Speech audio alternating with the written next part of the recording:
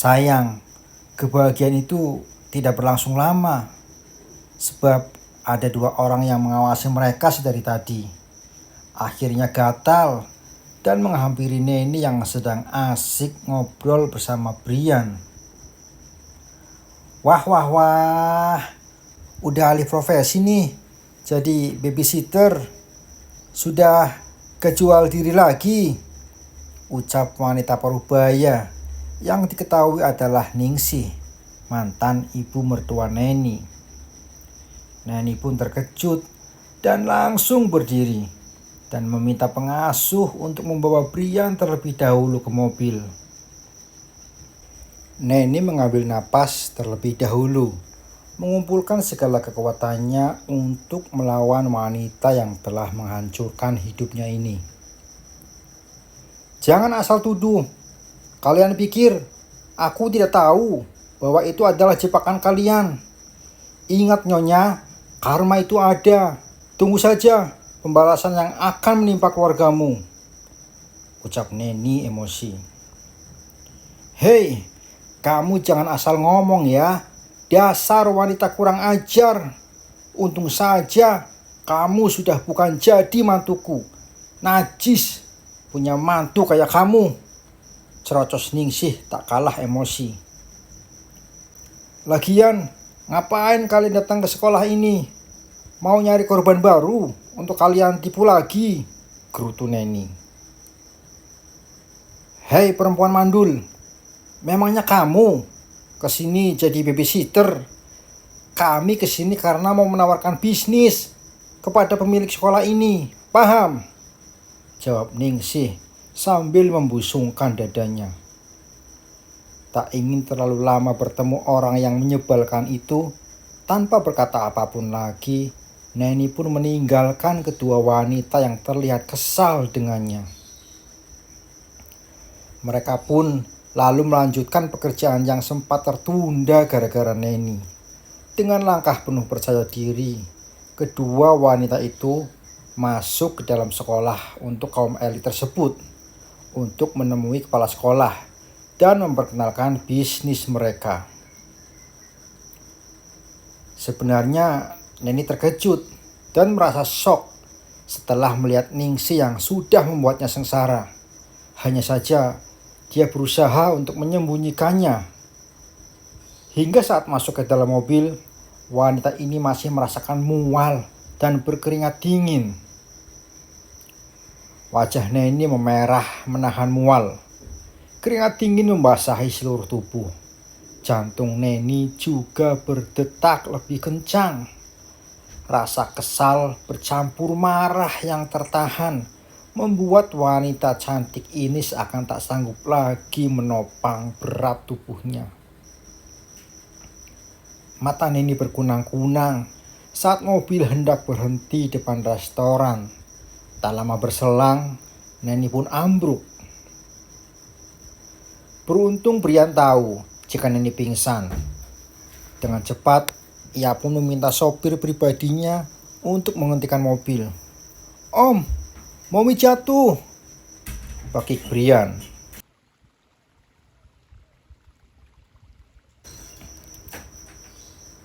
Dengan cepat, sopir itu pun menghentikan mobil, lalu membuka pintu dan menghampiri Neni. Pengasuh pun ikut turun dan melihat apa yang terjadi. Apa yang terjadi? Tanya pengasuh, sembari berusaha membangunkan Neni. Namun Neni tetap diam. Mereka berdua pun akhirnya memutuskan membawa Neni ke rumah sakit.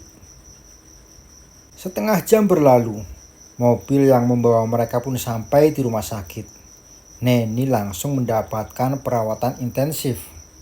Brian terlihat sedih dan murung mengetahui Momi Neni masih pingsan tak sadarkan diri. Brian dan pengasuh duduk di depan ruang penanganan sembari menunggu kedatangan Indri, sahabat Neni. Apa yang terjadi, Sus? Tanya Indri kepada pengasuh begitu dia tiba di rumah sakit. Saya tidak tahu, Kak. Tadi pagi beliau baik-baik saja. Mungkin kelelahan ikut lomba tadi atau bagaimana ya? Saya kurang paham, jawab pengasuh jujur. Brian hanya menundukkan kepalanya sebab ia takut jika Neni jatuh sakit karena demi mengikuti acara di sekolahannya. Sebaiknya kamu bawa Brian pulang, kasihan dia. Dia harus istirahat, ucap Indri kepada pengasuh sembari menatap penuh kasih sayang kepada Brian. Baiklah kak, kalau begitu saya dan Brian permisi. Tolong kabari saya kalau Kak Neni udah baikan, biar Brian tenang, ucap pengasuh sembari menggandeng tangan Brian. Oke, nanti aku kabarin, jangan khawatir, jawab Indri lagi. Sesuai permintaan Indri, pengasuh pun membawa Brian pulang dan berharap Indri mengabarinya soal kondisi kesehatan wanita cantik ini. Yang ditunggu dokter akhirnya tiba. Dokter yang menangani Neni pun memanggil keluarga pasien. Dengan tenang, Indri melangkah mengikuti dokter tersebut ke ruang praktiknya. Apakah kondisi sahabat saya mengkhawatirkan, dokter? Tanya Indri khawatir. Sebenarnya tidak. Ini kondisi umum untuk ibu hamil. Hanya saja kalau bisa jangan terlalu capek, jangan terlalu stres, jawab dokter itu sembari membuka sebuah map berisi laporan tentang kesehatan Neni. Mendengar penjelasan sang dokter, Indri tercengang. Ini mustahil, sangat mustahil, dan sangat tidak mungkin, sebab ia tahu jika Neni mandul. Apa benar dokter? Pekik Indri. Iya, ada masalah? Tanya dokter itu. Dokter pasti salah orang. Coba dokter cek lagi namanya. Tanya Indri serius. Ibu Neni kan? Ucap dokter. Benar dokter, itu nama sahabat saya. Tapi apakah dokter yakin jika dia hamil? Tanya Indri memastikan. Ya benar, kami sudah melakukan USG dan hasilnya beliau memang lagi hamil, jawab dokter itu sembari menyerahkan foto hasil USG yang ia dan timnya lakukan. Kembali Indri tercengang. Sungguh ini mustahil tapi nyata. Neni hamil. Neni bisa hamil. Di dalam perjalanan menuju ke ruangan di mana Neni dirawat, Indri mendadak bingung bagaimana menyampaikan kabar ini kepada Neni. Apakah jika Neni tahu mampu untuk menerima kenyataan ini? Bagaimana jika ia tidak sanggup menerima beban ini? Bagaimana jika... pikiran Indri malah jadi macam-macam. Sementara di dalam ruangan perawatan, ternyata Neni sudah sadar dan masih terlihat lemas. Neni tersenyum bahagia menyambut kedatangan Indri. Dia merasa beruntung sekali mempunyai sahabat seperti Indri yang selalu ada di saat dirinya merasa butuh pertolongan. Sementara Indri masih bingung sebab ia belum menemukan kalimat yang tepat untuk menyampaikan kabar menegangkan ini kepada Neni. Maafkan aku ya In, aku kembali merepotkanmu, ucap Neni dengan senyum. Biasa aja dong Nen, jangan sungkan begitu. Gimana perasaanmu? Apakah sudah lebih baik? Tanya Indri. Alhamdulillah, sudah lebih baik. Mungkin karena memang aku kecapean habis ngantar Brian ikut lomba-lomba di sekolah. Tapi aku bahagia banget. Seandainya Tuhan kasih aku kesempatan untuk mengandung, alangkah bahagianya aku, jawab Neni asal. Indri tercengang dengan keinginan Neni yang seolah merupakan jawaban dari kekhawatirannya sejak tadi. Indri pun tak menyia-nyiakan kesempatan itu. "Nen, kamu serius ingin hamil?" tanya Indri serius. "Ya iyalah, mana ada wanita gak ingin hamil. Tapi sayang aku mandul. Mana mungkin aku bisa punya anak kan?"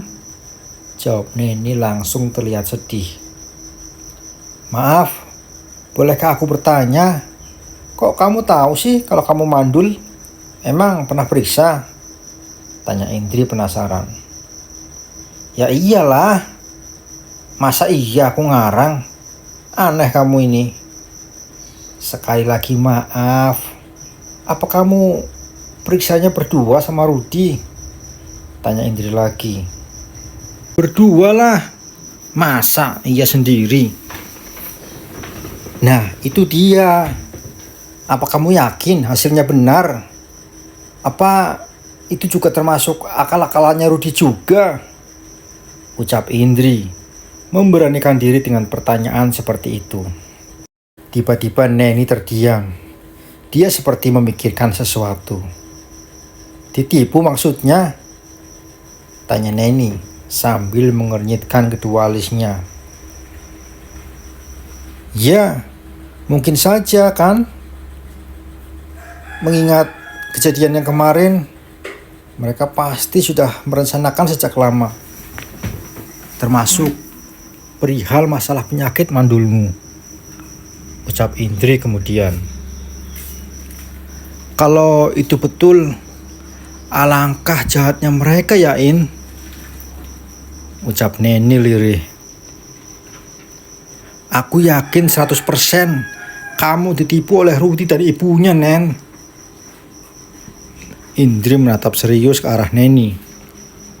Sungguh Indri merasa kalau Neni harus tahu kebenaran tentang dirinya, supaya dia bisa mengambil sikap, tidak diam di tempat serta pasrah saat dibodohi. "Kamu bacalah ini, kamu pasti akan tahu kenapa aku menganggap kamu sudah ditipu sama Rudi," ucap Indri seraya menyerahkan amplop berwarna coklat hasil pemeriksaan tentang kehamilan Neni. "Amplop apa ini In?" tanya Neni bingung. "Baca saja, kamu akan tahu bahwa rahimmu baik-baik saja. Bahkan saat ini..." Indri tidak melanjutkan ucapannya. Neni tercengang, lalu terdiam. Neni terkejut setelah membaca isi berkas itu. Shock bukan kepalang. Bagaimana mungkin ini bisa terjadi? Indri langsung memeluk Neni, memeluk sahabatnya dengan pelukan yang sangat erat. Indri tahu jika saat ini Neni pasti shock. Shock dengan kabar yang sukses membuat jiwanya terguncang. Bagaimana tidak? Di sisi lain, ia tidak mandul. Ia bisa hamil. Bagaimana dengan vonis itu? Mungkinkah ia hanya dibodohi suaminya selama ini? Lalu, bagaimana dia bisa sebodoh ini? Astaga. Lalu di sisi yang lainnya, Neni bingung. Bagaimana ia bisa menerima anak ini? Sedangkan anak ini tercipta dari sebuah kesalahan. Haruskah dia menghilangkan anak ini? Sedangkan ia sudah lama mendambakannya selama ini. Jika dia mempertahankannya, lalu apa kata dunia? Dia hamil di luar nikah. Sungguh, ini sangat bertentangan dengan prinsip hidupnya selama ini.